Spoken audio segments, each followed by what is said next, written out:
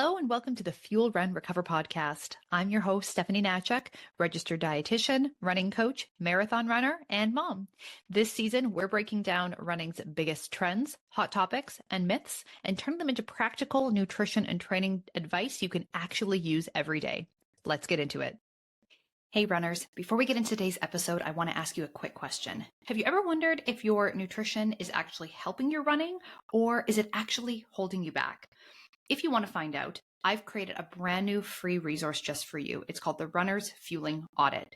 It's a super quick checklist that's going to help you spot the signs of underfueling, low energy availability, or where the gaps in your nutrition might be that are impacting your recovery and actually slowing you down. It only takes a few minutes to go through, and by the end, you're going to know whether or not your fueling is on the right track, or if you really need to start making some changes to the way you approach your eating so you can start to feel stronger on every run, reduce your injury risk, and actually get the results that you're training so hard for. You can grab your free copy right now by clicking on the link in the show notes. Again, this is called the Runner's Fueling Audit. It's a free downloadable resource, and it's going to give you so much clarity on how you can start feeling smarter and running stronger. All right, let's dive into today's episode. Hello, and welcome to this week's episode of the Fuel Run Recover podcast, where today we are talking about why you are your best defense against nutrition misinformation. And today's episode came about because I got a DM yesterday from a past client of mine, and she had a question that actually surprised me. And not a lot surprises me these days. I've been a dietitian for almost 15 years at this point. So it's pretty safe to say that there isn't a whole lot that I haven't heard before, questions I haven't received before, trends I haven't seen come and go, the same rumor mill that keeps churning, it's just a lot of the same stuff that you see, right? After over 10 years in this industry. But this question was brand new, and it was something I've genuinely never heard it before. So I want to send a huge shout out to Crystal for the episode idea, and also for thinking of me and sending me this question. Because I'm assuming that probably what a lot of you maybe wouldn't think, or maybe you've never thought of it, or maybe you have thought of it but decided against it. I just want to say how much I genuinely love getting messages like this. I love when people see some crazy talk online and they want to run it past me and get my thoughts on things. I love when people have a question and they think of me as the person that they can reach out to get advice from. And I love being that resource for all of my followers. And whether you're a podcast listener or you follow me on Instagram at Steph the Runner's Dietitian, or if you're on my email list, whatever it is, I really genuinely love and appreciate when people see me as someone that they can reach out to and ask questions. And, I feel like a reliable source of information. That obviously is what I really, really strive to do here. And so when I do get these random messages or emails or questions, stuff like that, it just really makes me feel like I am doing my job, and I am fulfilling my purpose, and I'm doing what I was put here to do. So anyway, if you have ever had a question about something and you've thought to maybe reach out on Instagram, or maybe you thought maybe you want to send me an email and you've hesitated because you think that you shouldn't, don't want to bother me, or aren't sure if it's even me that manages my social media. Is it even Steph there answering the messages? I want you to know that, yes, it is absolutely me. I read my emails. I am reading my Instagram DMs. I am the real human behind the screen, replying to the comments, replying to the messages, replying to my emails, all of the things. So yes, it is Stephanie, the human being, Stephanie, the runner's dietitian, who is doing that. I have in the past hired out my social media to others, but it always just seems to be best when I handle it myself. So anyway, to get back on track, here is what Crystal asked me. And this came about after she had listened to the recent episode that I had done here on the podcast about protein soda. So definitely go back and listen to that, because I did a full breakdown and review of protein sodas, my thoughts on them, the ins and outs of choosing something like that, when you might not want to, and all the pros and cons, etc. So that was a great review episode. But she checked that out and she said, I just listened to the Protein Soda podcast episode. Thanks for the info. Regarding protein, I was told, and she didn't say who told her this, but I was told to not use protein drinks or powders because the body can't really digest that protein and it just turns into fat. Instead, what a person should get is EAA or essential amino acid powders or pills, and then the body can make that into protein. Is that correct? Now, I'm not sure if the person that was telling her this information was suggesting that you should take essential amino acid powders or pills like instead of a protein drink, like if you're taking like as a supplemental protein or like instead of eating food. I'm not sure, but I can honestly say that in all my years in this field, my almost 15 years as a dietitian, I have never heard this before. So I am very interested, first of all, to hear from you listening. Have you ever heard this before? That certain types of protein drinks and powders are not digestible by the body and just get turned into fat? If you've ever heard this before, let me know. You can send me a message on Instagram at Steph the Runner's Dietitian. But I was shocked. I was like, what on earth? So no. There is absolutely no difference in the form of the protein, a protein drink or a whey protein powder. There is no difference in the way that those proteins are broken down in our gut and absorbed into our bloodstream compared to any other type of protein, like a whole food source of protein, for example. So like, and we get protein. I'm just thinking about this now. I have all of my notes made for this episode, but just as I'm talking about this, I'm thinking about like the difference between drinking a glass of milk, which is liquid and has protein in it, and like drinking a whey protein shake. Like it's still whey protein. I know there's other types of protein in the whole milk, but like it's still a liquid. Anyway, this is just wild stuff. So no, there is no difference in the way that these different forms of protein are broken down, right? Between a solid or between a liquid. Because, and this is really important, right? I want you guys to understand this. The protein that we eat, whether that's a whole food protein source, like eating a piece of chicken, or a protein powder, like a protein shake made with whey protein, or even say a protein bar, or maybe you've made some protein bites, like you've cooked something with protein. It's not a liquid, but it's still a solid. All of these proteins are all made up of those individual building blocks that are called amino acids. So amino acids are what make up protein. Long strands of amino acids that are all curled around each other. The structures are very interesting to look at. So these long chains of amino acids make up the intact proteins that we eat in our food. Now, essential amino acids, EAAs, the word essential means that these are the amino acids that we as human beings cannot make ourselves, and we need to get these amino acids from our food supply. So we require them for our body functions, but we can't make them. Our body can make all kinds of stuff. The human body is super duper cool. But there are certain things we can't make, so we have to get them from our food supply. Now, so all amino acids are not essential amino acids, but all protein is made up of amino acids, and all the foods we eat have amino acids in them.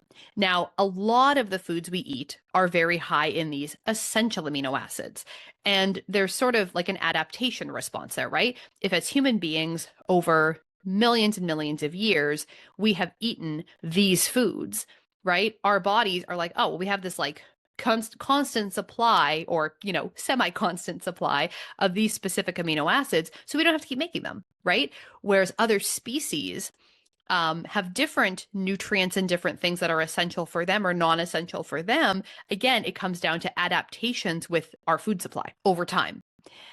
Now, in most circumstances, most circumstances, there's no need to supplement additional essential amino acids if we're getting enough total protein in the day from food or from supplemental like protein powders like whey. Now, what's the difference between taking a whey protein powder supplement and just an essential amino acid supplement?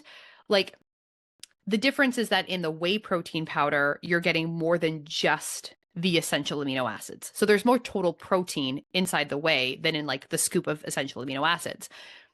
the scoop of EAAs, the serving size tends to be smaller. Those containers have like a littler scoop, but like at the end of the day, it wouldn't be such a dissimilar amount of the essential amino acids you get from the whey protein and the essential amino acids that you're getting in that smaller scoop, right? There's just less other stuff in there.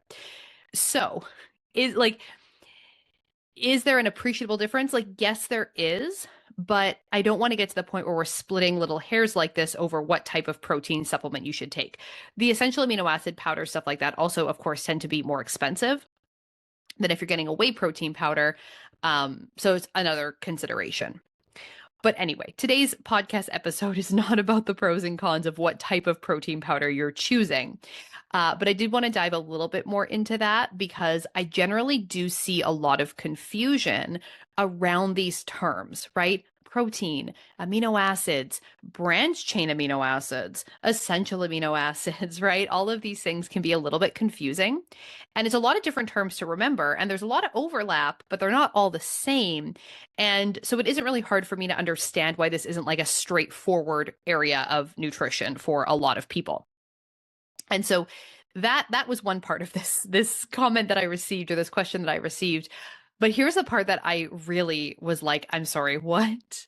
And it was the part about the protein drinks or powders not being recognized by our body as protein and being turned into fat. No, absolutely not. That is not true. That is the furthest thing from the truth. That is a wild claim to make. And of course, I want to break it down for you and just kind of go step by step as to like why this is absolutely not how that works, even a little bit.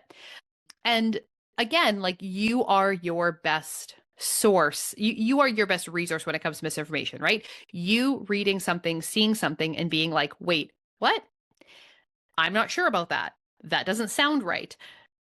Like, yeah, if your gut is telling you or your brain is telling you that this doesn't really sound right, it probably isn't. And it's worth maybe picking apart a little bit more. This is also why a lot of people need to spend more time watching certain episodes of The Magic School Bus, because The Magic School Bus broke this down for you many, many years ago in great detail. And if you remember a lot of parts of that episode of The Magic School Bus, you are going to understand why this is crazy talk. So the first thing we have to understand is that we eat food either in liquid form or we eat it in solid form, right? We either chew and swallow our food or we drink a beverage and get nutrition that way. But by the time that food is leaving the stomach and entering the small intestine, where the vast majority of nutrient absorption takes place, so where the vast majority of nutrients from the food we eat actually enters the body and gets into our bloodstream, then goes out to the different body tissues and does its thing, by the time the food is leaving the stomach, it's liquid. So it doesn't matter if we ate the food or if we drank the food, right? The nutrients there within that are entering the small intestine to be absorbed, it's all the same by that point. We chew our food to start breaking it down. And then in our stomach, we produce gastric juices and acids, right? Literally hydrochloric acid, stomach acid, that, and then the stomach moves, the stomach churns and like blends up everything. You've got 3 layers of muscle in your stomach that like moves all different directions to like break down and blend this food up into this liquid form.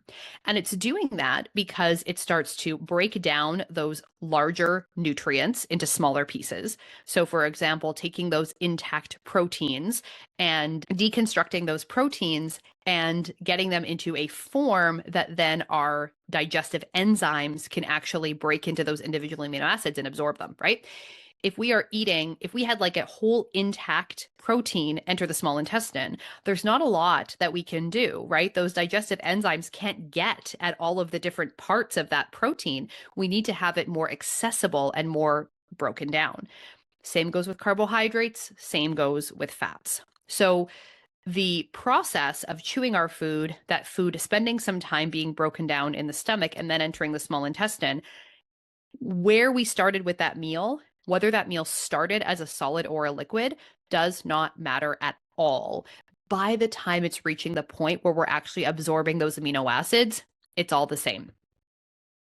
The other thing to remember is that protein and fat are incredibly different when it comes to their molecular structure and composition. That means that in order to turn a molecule, essentially, of protein into a molecule of fat, it wouldn't exactly work that way. Like, and a gram for gram, like it's not the same. They have different energy, different amounts of energy in them. Anyway, in order to convert protein into fat, there are many, many, many metabolic steps that would need to take place. Like, it's not just, and I don't know, when people are saying these things online or saying these to people, like, I don't think they've thought through like what it is that they're claiming. The processes, the number of steps that would have to happen, like, I don't even know how many steps there would be. My biochemistry days are long behind me, more than 15 years behind me. I'm not that up to date on my biochemistry to know exactly how many steps are involved. But if you're listening to this and this is your area of expertise, please let me know so that I can share it with everybody. But the thing is, there's a lot of steps, and each of these steps requires energy, right? Every single thing our body does requires energy. And our human bodies are always looking for efficiency. We are not looking to waste calories. We are not looking to expend calories unnecessarily. We don't burn calories for no reason. So the cost of converting protein to fat would just not be worth it, right? We are far better off, metabolically speaking, efficiency speaking. It is far more efficient for us to keep protein as protein and to keep fat as fat. Protein does its job, fat does its job. So the first thing to remember is that the difference in like liquid form or a protein powder versus food, etc., the difference to our bodies there is unrecognizable, right? There is no recognizable difference between those two different forms of food or essential amino acids versus an intact protein supplement, right? By the time it all gets to into the small intestine where that absorption is happening, the body doesn't know the difference, right? Like that's not how it works. The second thing is that the metabolic cost of that transformation of protein into fat is just, we're not going to do that for no reason, right? This is also, really quick side note, this is also why it's harder to gain body fat by just simply eating carbs than you've probably been led to believe. Because again, those carbohydrates would have to be converted to fat. And there's a metabolic cost of converting carbohydrates to fat, just like everything else. And so this is why, if we're not in a calorie surplus, if we're not eating too many calories, carbs in and of themselves do not cause weight gain. Because again, our body is not taking in certain calories from certain types of food and being like, oh, you were a bowl of pasta. Okay, you're getting turned into fat. Oh, wait, you were, quinoa. Okay, no, you're good. You're over here doing good quinoa stuff, right? It's not like that. It's a mechanical process that is happening. Nutrients are nutrients. There is no judgment. There is no decision making by our bodies in that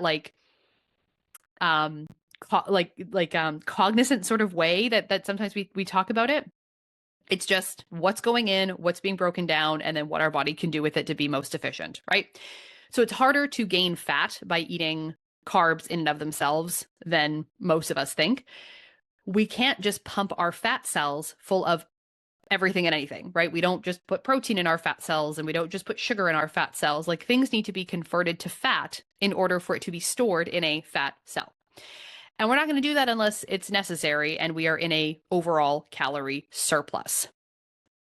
What's really interesting, though, if we're going back to protein, is that there's research studies that show that there is not a lot of weight gain in a calorie surplus, even when those calories do come from protein. The exact reasons why, I don't know that those are fully understood. Like, what is the reasoning behind it? Potentially, I'm just going to throw this out there. This is full speculation on my part, but because of the metabolic cost of that conversion, I don't know. Maybe that's where those extra calories end up going. Outside of a research setting, though, it is incredibly challenging to eat so much protein that you're overdoing it on calories from protein, right? Protein is very filling, very satisfying, and it is just tough to overeat and get into a calorie surplus with a really high protein diet. I'm not saying impossible, right? I'm not saying people haven't done it. This is not a challenge for you to go and try it, but that's just, the reality of the food environment we're in. There are many other foods it's much easier to overdo it on than foods that are high in protein. So at the end of the day, misinformation on the internet and misinformation from people around us is unfortunately rampant, and it's not slowing down. It's not going away. AI has made it worse, unfortunately, and AI has made it harder to navigate because it's so easy for people with no expertise, no knowledge on a topic to just pump out posts or just pump out content. No one has proofread it. No one has checked that this information is valid. It's just coming with a lot of confidence that it doesn't deserve, right? Your best defense against misinformation is you taking a second to think about what you've read, looking at the source of information, right? If it's an account that just posts like all AI type of stuff, chances are there isn't somebody who's really taking the time to review this information and make sure that it's valid, right? And a lot of it is also rage bait stuff, right? They're trying to get people in the comments arguing. They're trying to get more engagement by getting people upset. They want there to be 1,000 comments, everyone throwing insults back and forth, right? Because that boosts views. And that's what it's all about for some people on the internet. But taking a second to think about what you've seen or read or been told and like questioning things. I think that is so important to be always kind of on our toes, always using our critical thinking skills, always thinking about what do I know and how does this line up with that? And then having a place that you can go to get answers helps a lot too, right? I don't expect you to have all the answers, and I certainly don't have all the answers to everything. But having a resource, having a place that you can reach out to just check, is this right? I think is really helpful. So like I said before, I am genuinely honored when someone sees me as that resource, and I am so happy to be that resource for you as well. If you want to reach out via email, you want to send me a DM to ask a question, I'm always happy to chat. If you're looking for more kind of formal help with your fueling, if you want access to good quality information, resources that I have put together myself that have my stamp of approval on it, if you want a place to go to get what you need to really understand nutrition to this deeper level so that you have confidence in your nutrition, you're not scrolling the internet looking for answers and finding more bad advice and just BS stuff than what you hoped for, what you came for. And if you've just heard so much conflicting information over the years that every time you try to plan a meal, every time you try to choose what you're going to eat, your head is just absolutely spinning, then I would love to invite you to join my online nutrition program for runners called the Fueled Runner Program. So this is an 8-week program that really focuses on teaching you exactly what to eat when for the different training situations, the different volumes, the different seasons that you go through as a runner, so that you can move forward with confidence in your eating. You know exactly how to adapt your eating based on the season of training that you're in. And again, you have that place that you can go to get information, ask questions, and have really good quality advice that is going to be, of course, personalized for you and your goals. So that's what you can find inside the Fueled Runner program. And I would love for you to check that out. Or, of course, there are other ways that we can work together. You can look at all of those different options at the link in the show notes. All right. I hope that you enjoyed this week's episode, and we will see you back here next week. Bye for now.